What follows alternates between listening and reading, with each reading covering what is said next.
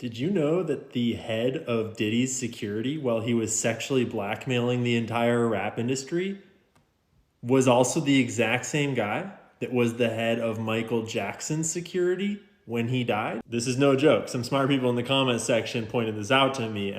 This is from Diddy's lawsuit.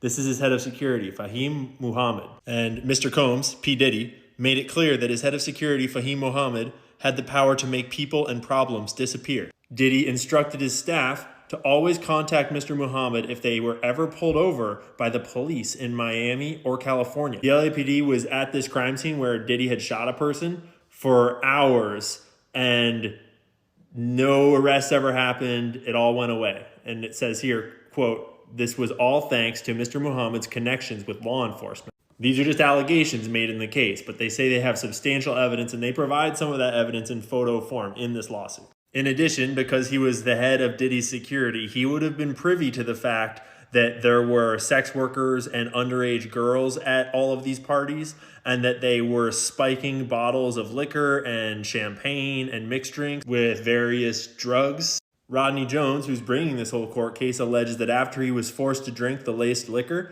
he felt lightheaded and then recalls passing out and waking up at 4 a.m. the following morning naked with a sex worker sleeping next to him.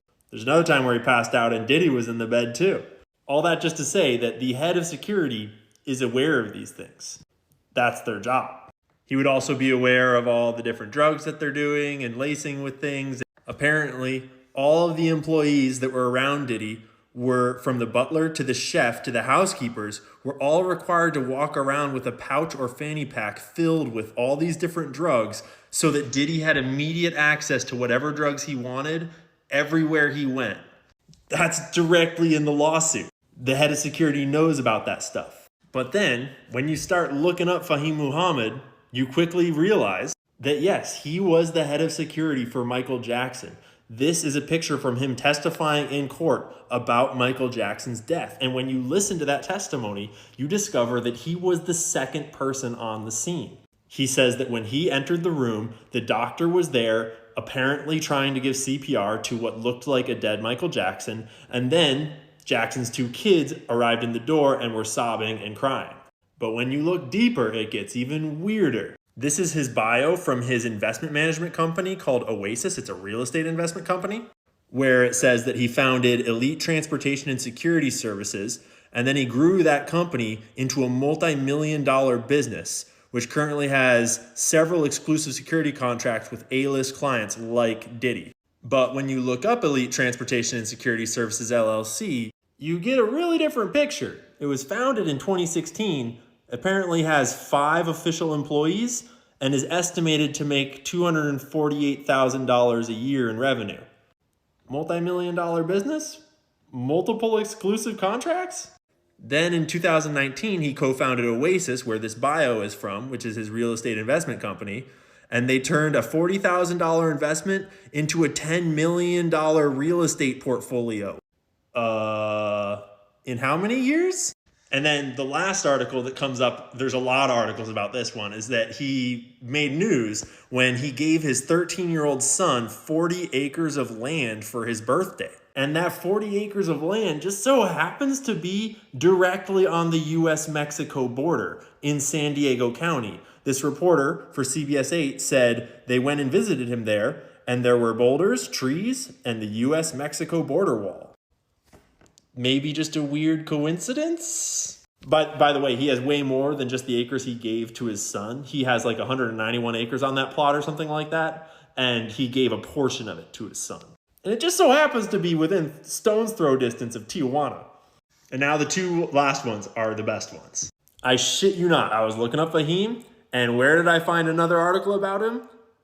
On Penn State, the Wharton School. He didn't attend it as a student, he was invited as a speaker for this Wharton real estate entrepreneurship event, which makes perfect sense. He has a real estate investment company or whatever, but if you've been following along, you would know that the Wharton School comes up an awful lot when we're talking about intelligence agencies and people associated with the CIA and the FBI, etc.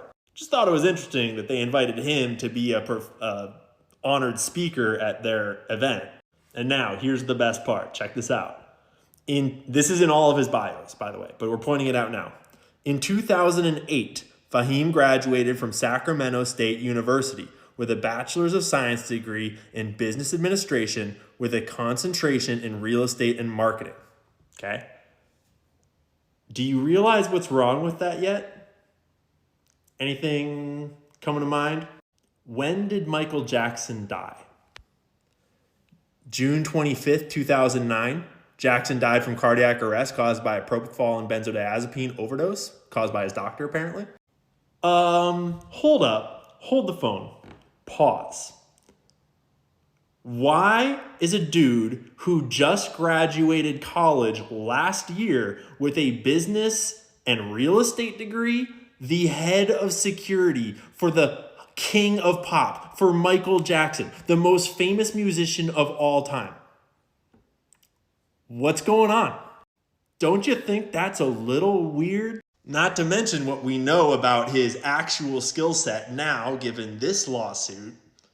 I'm sure he didn't learn that in real estate business school. So anyways, just one little side tangent on this whole crazy story about Diddy. If you haven't been following along, we're discovering that Diddy is like the Jeffrey Epstein of the rap industry, and he's been doing secret filming of sexual blackmail activities at crazy parties where he's drugging his guests and bringing in underage girls. He's been doing that for like 30 years in the whole rap industry.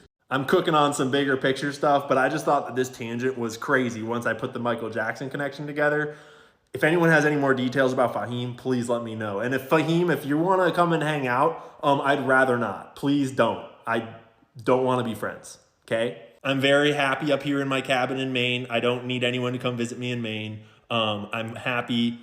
No intention to go on long walks down the beach into the pond. Nothing like that. Just saying.